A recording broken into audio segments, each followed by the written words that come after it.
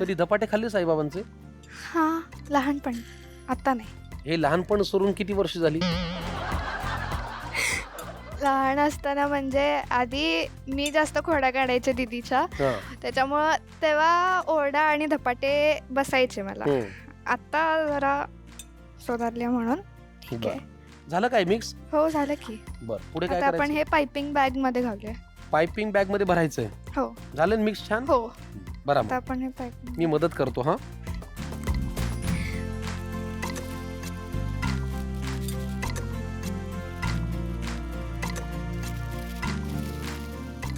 आता हे खालून आपण कट करून घेऊ. परफेक्ट. आता डिश लागेल का तुला? हो, मी हात मी करू हे? हं. त्याचा आकार कसा असला पाहिजे? असा ह्याला शेप आहे. किती आकाराचं झालं पाहिजे? हा, बस पुरे? तेवढं. हा. वा, मस्त. आता हे काय डीप फ्राय करायचं? नाही, आता हे आपण फ्रीझर मध्ये ठेवू 15 to 20 मिनिट्स, म्हणजे त्याला एक क्रिस्पी पण येईल. अच्छा, थोडस कडक होईल ते. हा. आणि आपल्याला क्रंची खायला फार आवडतं, हो की नाही? सेवरी चुरोज साठी लागणारं मिश्रण मी तयार केलं. ते पायपिंग बॅग मध्ये भरलं, त्याला ह्या आकारामध्ये काढून घेतलं आणि आता ते 15 मिनिटं सेट करायचं आहे, जेणेकरून ते छान क्रिस्पी होईल. क्रिस्पी, आणि मग क्रिस्पी झालं की आपण करूया तळायची कृती. राईट? Yes. All right. आणि आता मस्तपैकी याच्यामध्ये तेल होतो आपण. डीप फ्राय करायचं ना? हो. तेल पुरं नाही एवढं? हो. स्वराजी, हो. आता हे तेलात तुम्हाला सोडता येतं का? काम दादानी करायचंय. जरा सावकाश, ते तेल अंगावर उडलं नाही पाहिजे. मला वाटतं पुढचं मी सोडतो. हे असं जरा हळू सोड. हा, हे असं. हे बघ काय करायचं, थांब मी तुला शिकवतो. असं असं काठाला न्यायचं आणि स्विमिंग पूल मध्ये आपण कशी डाईव्ह मारतो तसं सोडायचं. असं. परफेक्ट. शिकली तू आता. हे खायचं कशा बरोबर? सेवरी चुरोज डिप बरोबर. कशाचं केलंय हे डिप? हे टोमॅटो सॉस आणि मेयोनीजचं केलंय. दोन्ही मिळून? हो. तुम्ही हे पिझ्झा सॉस किंवा शेजवान सॉस, वेगवेगळे सॉसेस बरोबर तुम्ही हे खाऊ शकता. खाऊ शकतो. किती वेळ लागतो याला तळायला? गोल्डन ब्राऊन झाले की मग आपण काढूया ते. झालंय मला वाटतं हे छान. हा, हो. काढून घेऊया.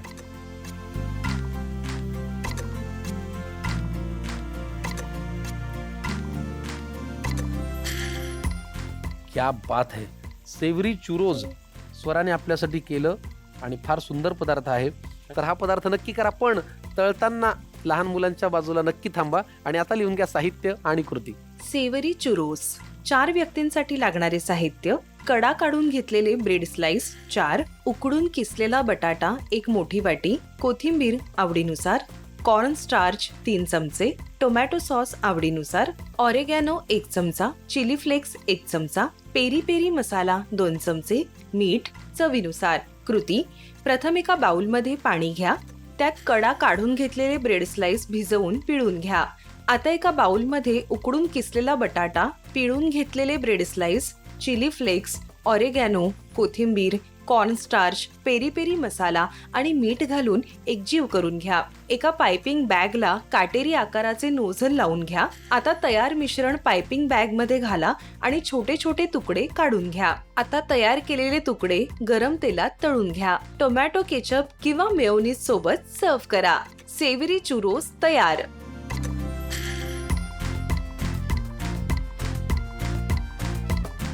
स्वरा मुडलगीकर हिने पहिला पदार्थ आपल्यासाठी केला. आता दुसरा पदार्थ करायचा आहे. करणारच ना? हो. याचं नाव काय आहे? Cold Coca.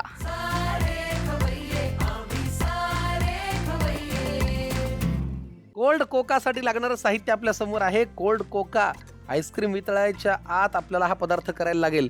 आणि साहित्यात आईस्क्रीम बघून मी फार खुश झालेलो आहे. साहित्य सांगा. इथं आपण घेतलेलं आहे दूध, dark chocolate, ice cream, cornstarch, cocoa powder आणि साखर. वा. तर कृती पहिल्यांदा काय करायची? आपण एका पॅन मध्ये दूध आणि साखर. पॅन का बाउल मध्ये? पॅन गॅसवर ठेवायचं आपण. अच्छा, गॅसवर ठेवायचंय.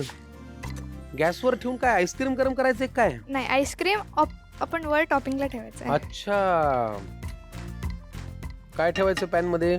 आता आपण इथं दूध घालूया. बर, घ्या मग. सगळं लागेल? नाही. एवढं पुरे? हा, बस. पुढे काय? साखर. बर, तुम्हाला गोड आवडतं हा गोड प्रचंड. हा मग घाला साखर तुमच्याप्रमाणे. बघ बस बस बस. आता काय?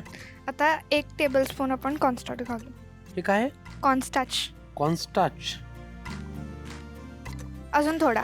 अजून थोडं बस. पुरे का? हो बस. आणि हे मिक्स करायचं का? हो. आता यात आपण कोको पावडर घालू. ती किती? 2 टेबलस्पून. अरे आता ते गुठळा नाही व्हायला पाहिजे त्यात. बर. आता आपण यात चॉकलेट घालूया. Dark chocolate. हा ते किती घालायचं? सगळंच. सगळं कडूच जर होईल ते. नाही कारण की ते कोल्ड कोको आहे ना. डार्क चॉकलेट पण तब्येतीला फार चांगलं असतं. हो. असतं ग स्वरा, काय छान ढवळून दिलंयस तू.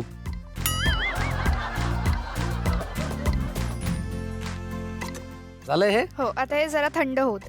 कोल्ड कोका साठी लागणारं जे मिश्रण आहे ते आम्ही छान पॅन मध्ये तयार केलं, पण ते चॉकलेटचं मिश्रण आहे ते थोडंसं गार होऊ द्यायला लागेल. ते झालं की आपण करूया पुढची कृती. हो की नाही स्वरा? हो. फार छान. कोल्ड कोकाचं हे मिश्रण आपण छान गार करून घेतलेलं आहे. आता काय करूया पुढे स्वरा? आता आपण एक ग्लास मध्ये काढून भरायचं ना? घेऊया. हो. वा. आता हे मिश्रण ह्याच्यात ओतायचं का? हो. मग हे काम मी करू का?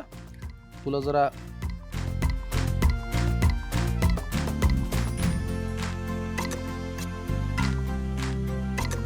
थोडस आपण ना काठांना एक डिझाईन लावू. ओके. तर ते हे बघ. एस्थेटिक दिसायला. येस. आता बघते कसं छान उतरतंय. मानतीये की नाही? आता काय? आईस्क्रीम. हे बघ, हे जे येतं ना ते डिझाईन फार छान वाटतं. आणि तुला एक सहज मी एक टिप देतो. समजा आपल्याला हे डिझाईन असंच ठेवायचं असेल तर हे असं फ्रीजमध्ये ठेवायचं. एक 10 मिनिटं ठेवलं की ते डिझाईन छान सेट होतं आणि मग आईस्क्रीम घालायचं. आता आईस्क्रीम मॅडम तुम्ही घाला. हो. नाही तर लोक म्हणतील दादानीच पदार्थ केला. माझी आयडिया ना. वा.